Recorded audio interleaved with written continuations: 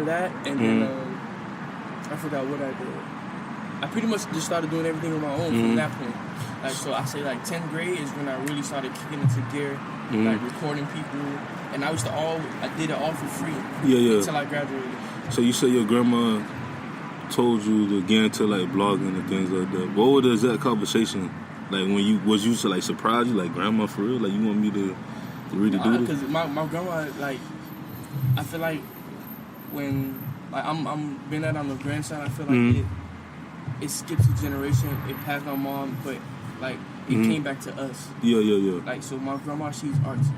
She went to Miami-Dade for arts. Okay. She graduated from the University of Miami for arts. Okay. And my grandma's 72 right now. She's still in school. Like, she went back to school because she's bored with life. That's what I mean. So she's very creative. Yeah. My grandma, she make clay pots with her hands. Like, she draws. My grandma, she actually designed hairstyles. So like, my grandma, she has pictures with Queen Latifah, Oprah Winfrey. Yeah, that's legend, man. Yeah, like she actually she didn't like get the hair styles done. She actually designed them, drew them, and somebody else created it. And like to like. So she was like the, how you call it, like the person that was like, all right, I'm gonna make this. Like, this is a cool design and stuff. They showed it to the hairstylist, and then boom, that's what's up, man. And she gave it a name and stuff like that. So when girls be having these weird hairstyle names, like my grandma probably made up one of those names. So she had a company in New York and Atlanta called Kimmy Kinks. Kimmy Kinks, that's and what's she up. used to go to all the like the Bronner Bros hair convention. Yeah. All those. Okay, that's something that like the Essence Festival is. So she was all that. So she still do that? Like she still go to the. She like it was. She always was an entrepreneur. Okay, so she like retired herself. That's what's up, man. That's the goal, man. Like just retire myself and just do something else that I love, and then so now my grandma, she went back to school, being at the computers outright. Yeah. Like she learning Photoshop, she learning Illustrator, she learning how to do graphic design. So she's turning her painted art that she does by hand and putting it to digital and like bringing it to life on the computer. That's what's up, man. Damn. Yeah, it's that's crazy. What's up. So my grandma understands, like. So you still like, of course, you know that's your grandma. Like you still go to her for advice. You still go to her. Do you show her your work? No, she. I'm pretty sure she goes on. She checks it out because my grandma's always on Facebook. Yeah. She's old. Like she just. So she's on Facebook, doing like checking it out. Because my website, everything is linked together. So my Twitter, my Instagram, everything's linked to my website, and it links to Facebook. So that's what's up, man. That's what's up. So, cause I'm still in school. I'm getting my MBA, my third degree, and I tell people like I love school, like you know, but not just for the books, but for networking. Right. So when you was at Miami-Dade, was that the place where you found your core, like your Actually, no, because I was already like doing it in high school, so it literally just followed me, and then I just got more like. I want to say known, but more people knew. Was aware. That's what I'm saying. Yeah. They were aware. They were like, "Oh, yo, that's the guy." Like, so I just pretty much, and I created the company in 2014. Yeah. TheNuMiami. So I was in college still, like. So with the NuMiami, because it's a lot of people know about it. What was your whole goal when you first started the NuMiami? Blog. So you like we said earlier, you wanted to. Did you want to support local artists, or did you want to support local and find new talent? No, I only support local artists like South Florida because I feel like if I'm gonna fill a void, why would I attack something that's already been touched? Like, for example, I would never post Amigos post on my blog. Like, it does not make sense. No. It's Billboard. All these people are already posting that. So you're going to be like on the 15th page on Google when you should be number one on Google because it's untapped. Yeah. That's how I see it. So what was like your first like project with the company? Like who did you like interview or work with? It's crazy. My first event was an all-rock event. Really? What was that? It was at Club Mecca in downtown Miami. They don't have that no more down there, right? Yeah, well, they still have it, but I think the name changed. Yeah, the name changed and stuff like that. But it was 2014 Club Mecca. It was an all-rock event, and it was called Summer of Sharkface. Mm-hmm. And the guy Alex and a couple of his guys that do his graphics and everybody, they hit me up. Yeah. Because I was literally brand new to hitting the scenes and everything, and I was really blowing up on Instagram. Mm-hmm. And they reached out to me, and I was like, yeah, hell yeah, I'll do it. So it was me, and I had like 4 or 5 people with me at the time, and we all went. Got media coverage. Mm-hmm. I had shirts. We would walk around going through the shirts, and we met a lot of local talent. And one of the guys is named Johnny Tiger. Very dope. And I don't know how to describe his music, but it's more like electronic rock. Electronic, okay. Like it's like, but he plays the beat pad live. Like he brings it to life. Like, so it was an all rock event at Club Mecca. Someone Sharkface. Do you still talk to them to this day? Actually, one of the guys hit me up because he wants to work with me now. Because the last event I did, big event I did was a Trap Circus with Cardi B and all them people. I want to talk about that because when I found out that was the event, whoever did it was from the crib. It had to be. So I and then 2, whoever did it, I want to talk to. I don't know. I just want to just pick their brain and stuff like that. So you was the one of the people that helped out with the event. Actually, I wasn't. But the thing is, with that event, the event, everything, whoever started that event, it was perfect. But I feel like it was just unorganized. I feel like it was their first event. I mean, first, yeah. I mean, it's their first. For their first event, for the acts that they booked, that's what I'm saying. The props, the stage, the sound, everything was perfect. Mm-hmm. It just was chaos. And that's me. I would say only the people visiting and just the audience, they probably would have never seen it. But being that I'm used to going to events and seeing how things run smooth. That event was not smooth.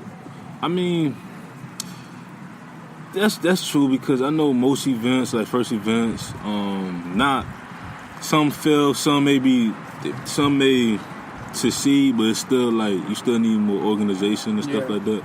But I felt like, I ain't go to the event, but I was the idea of it and having of it. No, that's what I'm saying. We need that. But that's what I'm saying. Yeah. Everything was perfect. Mm-hmm. It was just behind the scenes, it was just chaos. So anybody was walking on stage. Yeah. Just whoa, what's going on? Nigga, you got Cardi B and big names out here performing. It shouldn't be like this. It should be structured. At least I would. But how was it overall? The experience? No, overall. Did you meet anybody? That's what I'm saying. I pretty much, being that I'm on the scene. Yeah. I pretty much know everybody that was there, but I don't know who the people were running it. Okay. But I know I found my way in. Mm-hmm. I got my way in. I took hella pictures. I'm on stage. I made sure I was there. Yeah. That's what's up, man. Yeah. That's what's up, man. So to get back to the NuMiami. So that was first major event, with the rock event. Mm-hmm. So So after that, what happened next? After that, I honestly, I was the only person covering the scene. As far as that's when XXX and all those people, before they even had a name, they were performing and people didn't know who they were. Mm-hmm. So it was the biggest person back then. And they're still relevant now. Is Denzel Curry. Yeah, Denzel Curry. People. A lot of people. It's crazy because I'm a gamer and stuff like that. So I be on YouTube, and one of the YouTubers it's a group. It's called Gaming Illuminati. They had a podcast and stuff. And one of the dudes, he's from St. Louis, and he was when he moved down to Florida, he moved to Tampa, and he was Denzel Curry is is dope. Yeah. We all know that, but just to hear people from out of the state to be to recognize his talent. He's big overseas too.